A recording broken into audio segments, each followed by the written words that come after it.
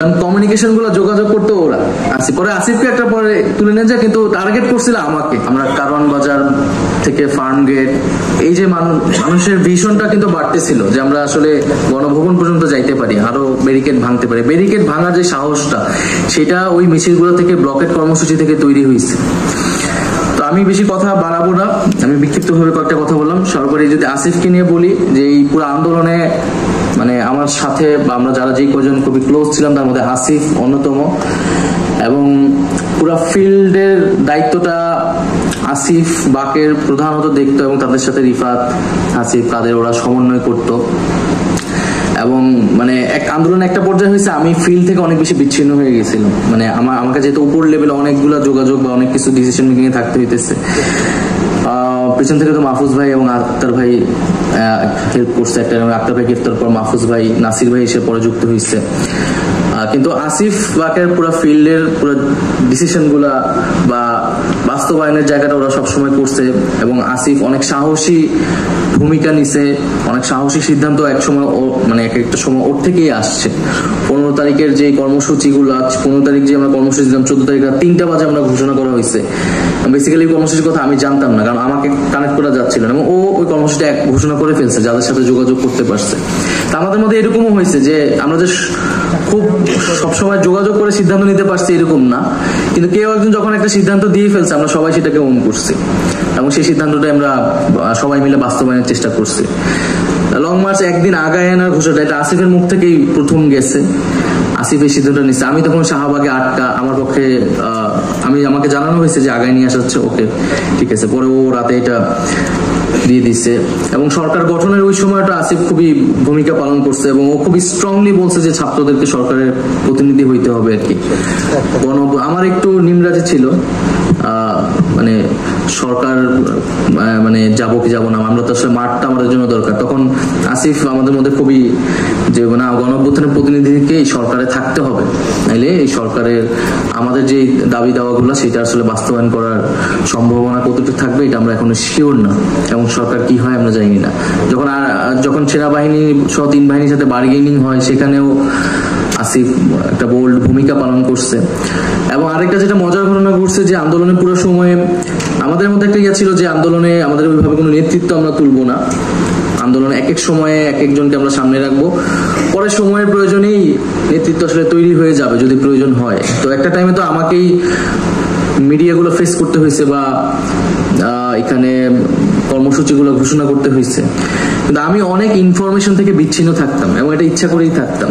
অনেকগুলা ইনফরমেশন বা সিদ্ধান্ত কিন্তু আসিফ বাকের বা রিফাত ওদের পর্যায়ে থেকে যেত, বা পলিটিক্যাল কমিউনিকেশন গুলা, যোগাযোগ গুলা বিভিন্ন ছাত্র সংগঠনের সাথে বা গ্রুপগুলোর সাথে, এগুলো কিন্তু আসিফ বাকের ওরা করতো, এবং আমি জানতাম না কার সাথে কি কথা হয়েছে, কখন কথা হয়েছে। তো এটা আমি ইচ্ছা করেই জানতাম না, কারণ সব ইনফরমেশন আমার কাছে থাকাটা ঝুঁকিপূর্ণ। তো যখন কিন্তু সেই সময় সরকার বা গোয়েন্দা সংস্থা তারা ভাবছে আন্দোলন, যেহেতু আমি এই পুরো সার্কেলের লিডার, আমি ছাত্র শক্তির সেক্রেটারি, এবং আন্দোলনে আমি ফেস, তো আমাকে ধরলে মনে হয় সবকিছু পাওয়া যাবে আসলে। তা আমাকে তারা তুলে নিয়ে যায়, এবং তারা প্রচন্ড পরিমাণ আসলে হতাশ হয়, কারণ আমার কাছে আসলেই কোনো ইনফরমেশন নেই, এবং তারা অনেক মারধর করে আমার মোবাইল সবকিছু তারা অ্যানালাইসিস করে দেখতেছে আমি আসলে অনেক ইনফরমেশন জানি না। আমার সাথে বিএনপির কোনো নেতার ওই আন্দোলনের সময় কখনোই কথা হয়নি, বা ছাত্র দলের শিবিরেরও ওই অর্থে কথা হয়নি, কারণ কমিউনিকেশন গুলো যোগাযোগ করতো ওরা। পরে আসিফকে একটা পরে তুলে নিয়ে যায়, কিন্তু টার্গেট করছিল আমাকে, যেটা আমাকে দেখা যাচ্ছিল, কিন্তু ঘটনা তো ওরা ঘটাইতেছিল আর কি। তো এই বিষয়গুলো, এরকম ঘটনাগুলো ঘটছে। তো আমি সর্বশেষ এটাই বলবো যে আমাদের গল্পগুলা কেউ যাতে ভেবে না নেয় যে এটা জুলাই গণঅভ্যুত্থানের গল্প, শুধু আমাদের গল্পগুলাই, এখানে প্রত্যেকটা মানুষের গল্পই আসলে জুলাই গণঅভ্যুত্থানের গল্প, এবং সেই গল্পগুলো আমাদের আসলে এখন আরো বেশি শোনা উচিত। কারণ ফলে আমি এই জন্য বারবারই এটা বলি, আমি যখন বলি এটা আমার গল্পটাই বলি, আসিফ যখন বলে আসিফের গল্পটাই বলে। আর একটা বিষয় হচ্ছে এই 36 দিনের আন্দোলন, আমি যদি কখনো বই লিখি বা আমি যদি আরো বিস্তারিত ভাবে জুলাইকে নিয়ে লিখতে চাই, তাহলে 36 দিনের থেকেও আমার কাছে গুরুত্বপূর্ণ হচ্ছে তার আগের যে 5-7 বছর, যেটার মধ্যে দিয়ে আমরা বড় হয়েছি, আমাদের চিন্তা ভাবনা, আমাদের ভিতরে বিক্ষোভ তৈরি হয়েছে। আসলে এই আমি তো 2017 সালে ক্যাম্পাসে প্রবেশ করছি বা শুরু করছি, তারপর 2018 18 সাল কোটা সংস্করণ, আমাদের যে একটা জার্নিটা আছে গত 5-7 বছরে হয়েছে। বিএনপি যেমন তার 15 বছরের একটা জার্নি আছে, বা বিএনপি সব বিরোধী দলে তাদের একটা নির্যাতন বা লড়াইয়ের গল্প আছে। তো এই প্রেক্ষাপটটা খুব গুরুত্বপূর্ণ আমার কাছে মনে হয়েছে জুলাই হওয়ার ক্ষেত্রে, কারণ আমরা কোটা সংস্কার এবং নিরাপদ সড়ক 18 সালের এটা কিন্তু আমাদেরকে ব্যক্তিগতভাবে আমাকে অনেক প্রভাবিত করছে। আমরা যখন এই আন্দোলনটা শুরু করি, এই আন্দোলনটা কিন্তু অনেকটাই সেই আন্দোলনের মতো করেই নিরাপদ সড়ক বিভিন্ন জায়গায় জায়গায় ব্লকেট হয়েছে। তো ব্লকেটটা কিন্তু সেইটার আগে কি হয়েছে, মানে সেই আমাদের মাথায় ছিল ওইটা যে সবাই স্কুল কলেজে সবাই বের হয়ে আসবে, ওই সিনারিওটা কিন্তু আমার মাথায় সবসময় হিট করতো। তো ওই প্রেক্ষাপটের ভিতর দিয়ে তো আমরা আসলে তৈরি হয়েছি। তো এই জন্য আমার কাছে সেই পুরো 5-7 বছর আমরা অনেকগুলো ছোট ছোট ঘটনা ঘটছে, অনেকগুলো আন্দোলন হয়েছে, আসিফ জেলে গেছে, আক্তার ভাই 2বার জেলে গেছে, এবং আমরা এখানে ছাত্র অধিকার পরিষদ হয়েছে, ছাত্র অধিকার পরিষদ ভাঙছে, নতুন একটা ছাত্র সংগঠন হয়েছে, এখানে আরো অনেকগুলো সংগঠন ভাঙছে, অনেক ধরনের পরিবর্তন হয়েছে আসলে রাজনীতিতে সেই পরে, এবং করোনার পরে এক ধরনের শিফট ঘটছে পুরো রাজনীতিতেই। তবে এটা সত্য যে আমরা গত 5-6 বছর ধরেই আমরা একটা গণ অভ্যুত্থানের জন্য অপেক্ষা করতাম সবসময়।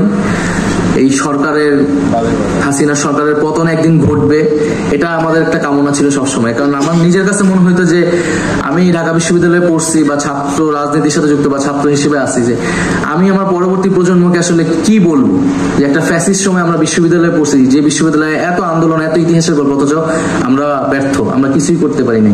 এবং শেষের দিকে মনে হইতো এই ব্যর্থতা নিয়ে আসলে আমাদেরকে ক্যাম্পাস থেকে বের হইতে হবে।